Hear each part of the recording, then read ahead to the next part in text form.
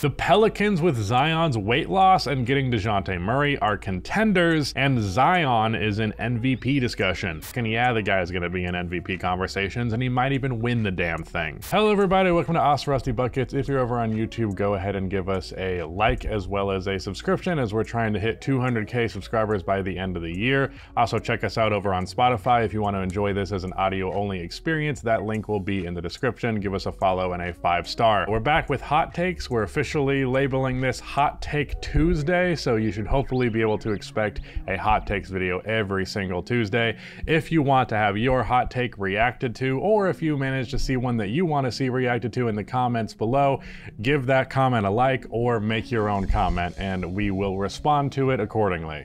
You know, if the take's interesting enough. Victor Wembanyama winning Most Improved Player next season would be the worst thing to ever happen to that award. I picked Wemby to be my Most Improved Player just purely based on the fact that that's where it seems like everything is pointing to. It was more of a prediction than rather what I would actually like to see. Unfortunately, this does seem to be what the award is to people. I understand you're making the second year leap argument, one that I often make, which is like, if you're expected to improve by a large margin, I don't think that's nearly as interesting as giving that award to somebody who's more of a surprise, like CJ McCollum with the Portland Trail Blazers or Jimmy Butler with the Chicago Bulls. I've actually been rather fond of this award at times, but there's also times where it doesn't really seem to make a lot of sense to me, and Wemby winning it this year would be one of those times. Like if Wemby averaged 28 points per game this year and the Spurs were much higher in the playoff seeding, would that really surprise anybody all that much? It is an improvement, and maybe it would be considered the most improved, and if there's a margin that you can reach where I'm accepting of a second year player winning it. I remember, I'm pretty sure Gilbert Arenas won it in his second year, but if you actually look at the difference between year one stats versus year two, it's pretty astronomical. But yeah, I agree. I don't know if it's the worst thing that would happen to the award, but it's not a good thing. NBA GMs have become the most underrated aspect of building a good team. People don't understand how trades and cap space work, often asking irrational trade requests. Often asking irrational, okay. Align with the culture and direction of the franchise is heading towards. People think they can do a GM's job when they barely understand the business side of it all. Being a good GM is more important for the franchise at hand, as they are overseeing a good chunk of stuff which does not get talked about.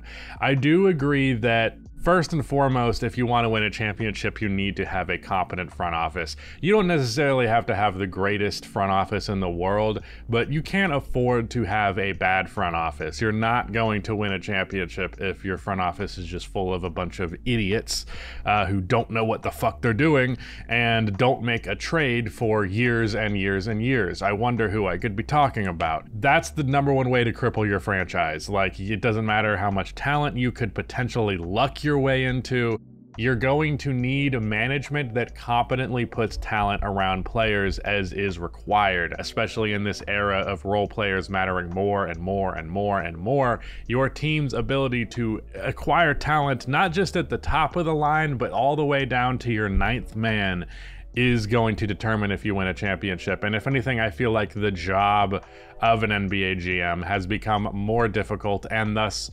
more volatile and more susceptible to dumb shit.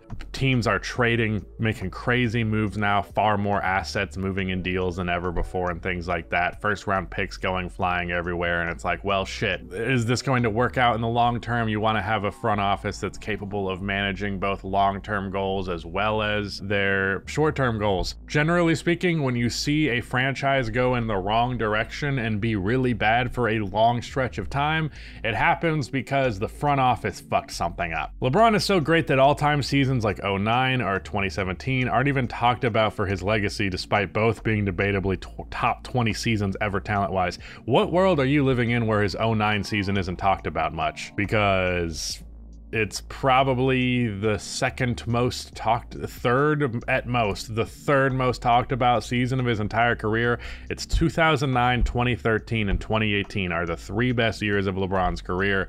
So I don't know that people don't talk about 09. I don't agree with that. 2017 is an interesting one because I do feel like his stats aren't that crazy, but the 2017 Cavaliers are one of the better teams in recent history that just never gets discussed because unfortunately they had the Golden State Warriors with Kevin Durant waiting for them in the finals, but for all intents and purposes, they were actually a better team than they were in 2016. Unfortunately, the Warriors were just that much better of a team.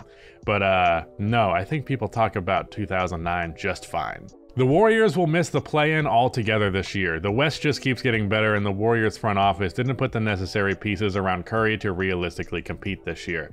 Yeah, I agree with that. I was looking at power rankings from the NBA earlier, and they had the Warriors as the 7th team in the Western Conference. I would be shocked if they were not at least in the play. Technically, the 7th seed is the play-in, but you know, when I say a team's in the play-in, I mean the 9 or 10 seed because it's not an otherwise legitimate playoff spot. But yeah, I agree. There's just not enough talent here. Where's the shot creation coming from? Even if you see some jumps from your younger players, you're still far removed from a competent NBA roster at that point. I like Jonathan Kuminga. This next take here is about how he's going to win Most Improved Player and be the second option on the Warriors. I think people overrate Jonathan Kuminga purely because the Warriors are so destitute otherwise that like Jonathan Kuminga is being treated like it's some major like great young player. Jonathan Kuminga is cool. I could see him maybe making an all-star team or two in his career, but nowhere near a perennial all-star, nowhere near second best player on a championship team or even a good playoff team.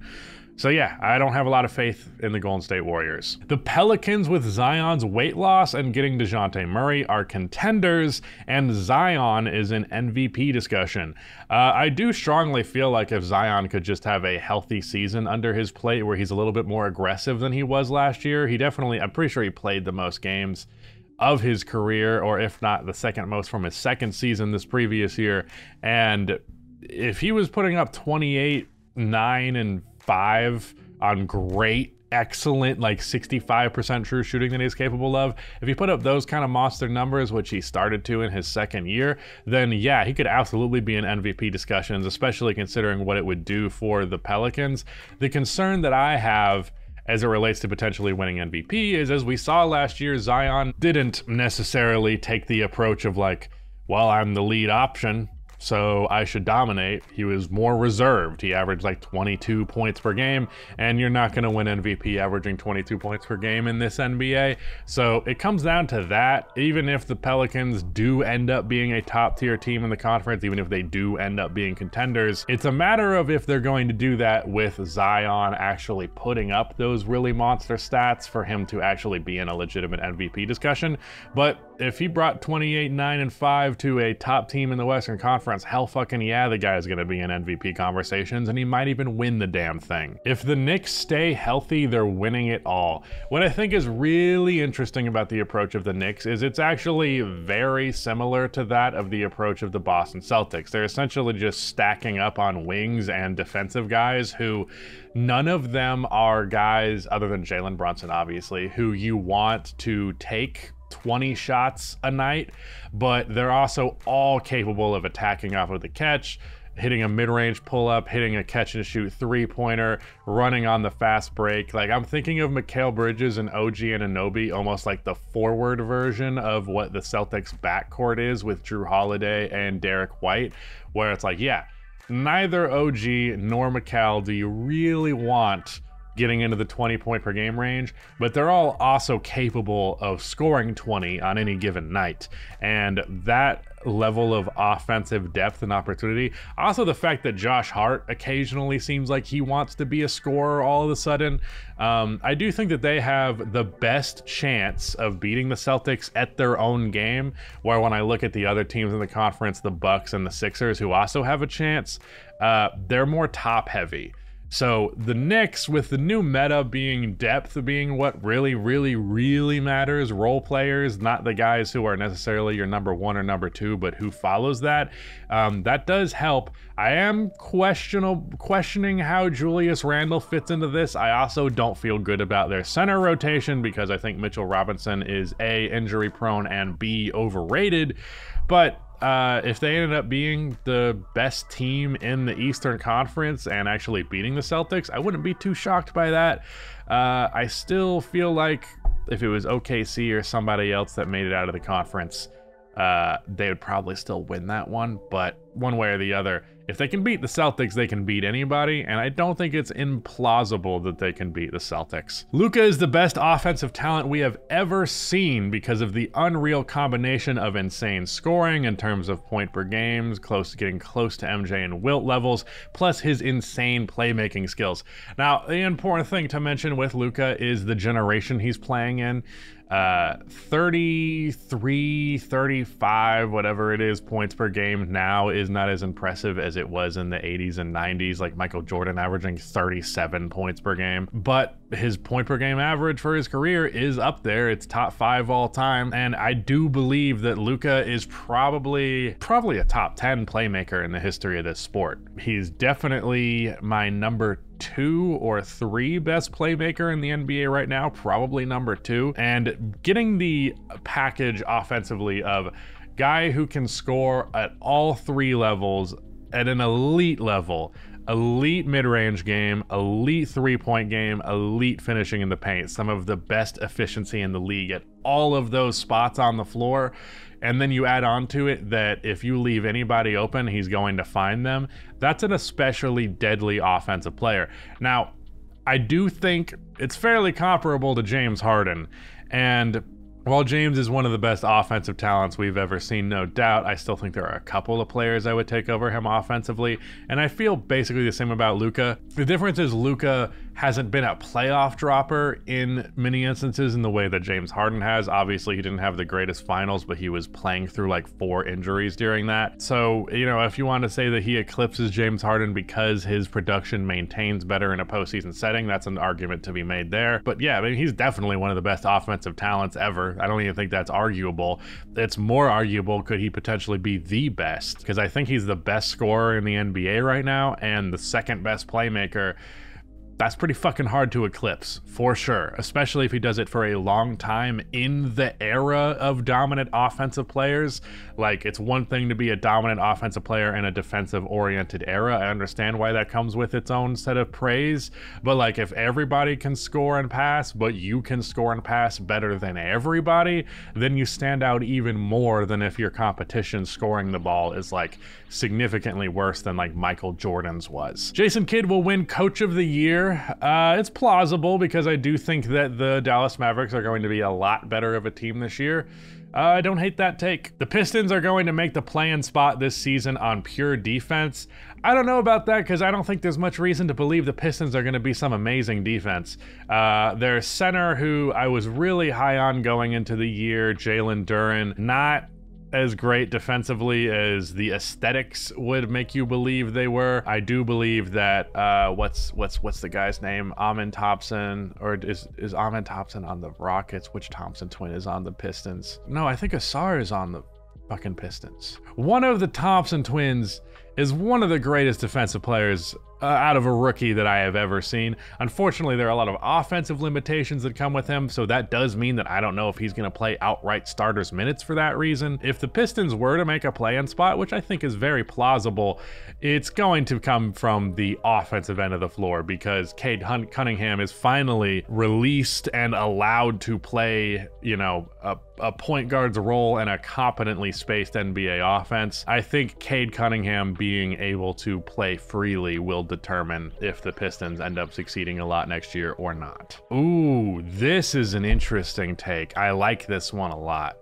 The only reason we love Derrick Rose so much is because he never got a chance to prove us wrong about his potential.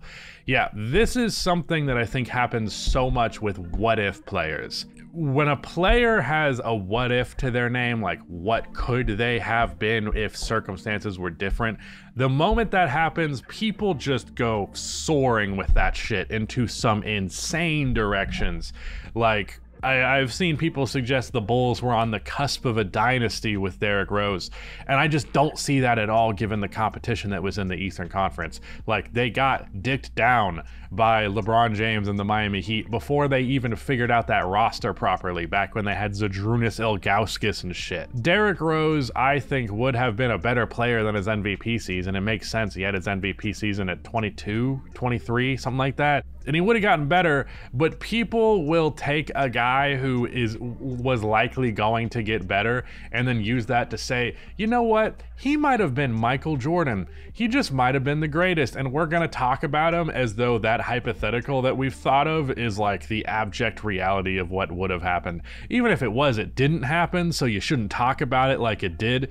But yeah, I think a lot of when if is in the conversation, you can say whatever the fuck you want. It gets ridiculous from there. The Pelicans are one center move away from being a realistic championship contender. They have three really great perimeter defenders in Murray, Murphy, and Herb Jones. Zion is producing great numbers.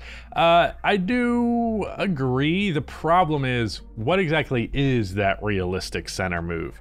Because, like, you need a big man who can protect the rim. You need a big man who can space the floor, because you can't just have Zion next to a non-shooting five. We've seen the limitations that come with that. They're probably going to end up running non-shooting fives next to him anyways, but you really need a floor spacing big man for that to work, and they don't have it. They don't have the facilities to get a trade for one. Like, what's a five out there that the Pelicans can trade for that is both a good rim protector and a good three-point shooter? Kind of a hard thing to guess, kind of a hard thing to predict. So I would lean towards, yes, this is true, but you're saying that as though it's a small barrier. It's not a small barrier. It's a rather big one. Damian Lillard is going to have a huge bounce back season and will help the Bucks at least reach the conference finals. I mostly agree with this take. I do think that he is going to have an improved year. I do think that he set the bar so low in his second season, or in his first season in Milwaukee. I don't know why I said second season. In his first season in Milwaukee, he was bad. He was definitely real bad, shot 34% from three, didn't really play well paired next to Giannis, played much better without him.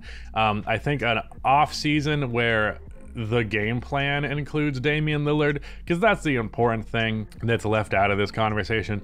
Coming up with a game plan for your roster days before the season starts, it's very far from an ideal circumstance. Not to mention the coach who was burdened with putting that game plan together on such short notice was then fired, so Doc Rivers had to come in with his own shit. And I think going into it this next year with a full training camp, off season, no question marks, no moving, no divorces, and hopefully an understanding of how Dame should be utilized within the offense beyond being secondary to Giannis. Yeah, I think it'd be pretty surprising if he didn't have a bounce back year. The only way he wouldn't have a bounce back year is if all of the factors that I just mentioned for why he was bad last season weren't the actual reason why he was bad. He just simply finally declined because he's like 34. But I don't think that's the case. I think Dame's still got a couple good years left in him, and I think this previous season will be seen as a lull rather than a start of a new trend. Peak LeBron from 2009 to 2013 was a top 5 defender of all time. I watched this man lock up Prime D Rose in a playoff series. Yeah, I mentioned that playoff series earlier. LeBron decided to guard Derrick Rose, and then the whole thing was over because he could shut down Derrick Rose individually on his own. And then what else does Chicago have going for them offensively if you're going to shut out Derrick Rose? To being able to do that in that context, especially out of position against a player who should be faster than him, but of course isn't. Like, if you're a 6'8", 6'9" forward with long arms who can jump 5-10 feet in the air like LeBron can, not really, but you know what I'm saying, and then you just put all your energy and effort into it with the intensity that LeBron plays with, yeah, dude, like, I don't know if he's a top 5 defender. He's definitely a top 5 perimeter defender at his peak, and a better defensive player than Michael Jordan, which I know is a thing that everybody cares about. But peak LeBron was definitely a better defender than Mike.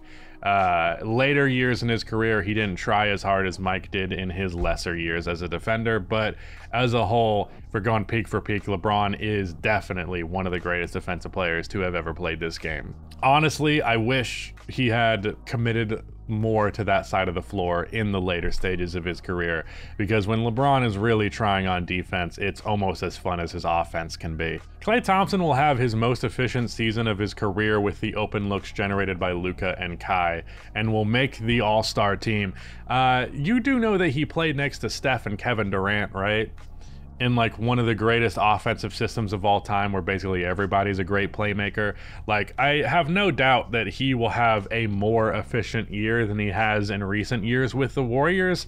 However, for him to have the most efficient season, I seriously doubt that. Like, there's been times where he was a better player where, if anything, there was more defense's attention drawn away from him in spite of that. So no, I'd be surprised by that. The Hornets will make the play-in with a healthy LaMelo and an improved Brandon Miller. The Sixers will win under 50 games due to injury and only make the 3rd seed, and the Mavs are the 2 seed in the West. Couple of takes fired sequentially. The Mavericks being the 2 seed, I think that's entirely plausible. The Sixers winning under 50 due to injuries, it depends on the nature of those injuries, but I do feel like they're much more well-equipped to keep their head above water without Joel Embiid presence. They got really close to 50 wins this previous season with Embiid missing a decent chunk of time and them not having Paul George. So I'm going to go ahead and say I disagree on that one. And I do think the Hornets will make the play-in. They're a team that I have been keeping my eye on after Brandon Miller proved to be such a good rookie, because if LaMelo Ball is healthy, that team is not a bad team by any stretch. Probably one of the better non-contender teams in the Eastern Conference if everything falls in place. Mentality is everything in the NBA. Everyone that has gotten there is way better than the average player, and they're all relatively on the same level. So the only difference between a guy like Trey Burke and Jalen, I guess, is mentality. That's a stretch. I do agree that there is a lot of that is mentality, but also it's not as though Trey Burke was shy from shooting the ball. You know, he wasn't really rewarded for it because he wasn't as good. Like, he's just not as good or talented as Jalen, and maybe that all comes purely from the fact that one has more confidence than the other, but we'd have to crack inside their head to actually understand that. So yeah, I'm really not with that. I don't think that that's true. Not to that extent, not to that extreme. Pelicans now are the Nuggets of a few years back. Both were viewed as good teams that could be great teams if they just stay healthy. Then they each add a guy, Gordon and Murray, who fits very nicely with how their team plays and Phil's needs. I don't think they will reach the same heights without another move, but a healthy Pelicans team is a top 3 seed. Well, we've seen them be a top seed in the Western Conference with everyone healthy before. I don't agree that the Aaron Gordon move and the DeJounte Murray move are comparable, because I think A, they provide dramatically different skill sets in different contexts, but B, I'm way more hesitant in the prospect of the DeJounte Murray move working out than the Aaron Gordon one. The Aaron Gordon move was one that I was pretty much immediately like, wow, that's a great pick. That's going to fit them perfectly. Whereas I have a lot of hesitancy with the DeJounte Murray thing. Not to mention Zion, not a 2-time MVP by the time that team ended up winning like with the Nuggets when they ended up winning a championship. But I can see your argument of they're kind of like a sleeping beast lying in wake, ready to show up and surprise everybody. But I just don't know that it's exactly the same comparison, because the structure of the roster is not as clear and the dominance of their superstar is not as clear. Ja Morant is going to be a top 5 player in basketball next season. Yeah, I just don't see that happening, and it's mostly just from, Rudy just gave a thumbs down off screen. It's purely an efficiency gap. There are other players who can generate offense to the same degree that Ja Morant can while being above league average efficiency rather than around league average and slightly below. And then there are also guys who are able to do that level of production while being a better and more impactful defensive player. So top 5, I'm not going to say that. Top 10 and potentially like number 6. Yeah, I could see that. Maybe not. I feel like Steph is like the 6th best player in the NBA right now, and I don't know if he can eclipse Steph. But after that, if you want to say he could be better than Devin Booker, Kevin Durant, Jimmy Butler, you know, whoever else, Anthony Edwards, yeah, you can convince me of that. The Bucks are definitely slept on contenders. Giannis is coming off of one of his best seasons with 30 points on 60% shooting. Dame can totally come back to what we know him as after needing time to adjust to his second NB. What's NB? Non-binary? His second NB? What the fuck is that? NBA team? It's just NB ... What the fuck do you mean, Jonas? There's no extended, whatever. The actual take, I agree with it. I feel like a lot of people are sleeping on the Bucks and they're dismissing them because of that previous year. I really feel like a lot of NBA fans see something not work one year and determine that it will just never work. Same thing happened with the Rudy Gobert trade to Minnesota. All these people were like, yeah, no way that works, right? And then it didn't at first. So then they doubled down and are like, haha, look at how wrong everyone was who thought this could actually work.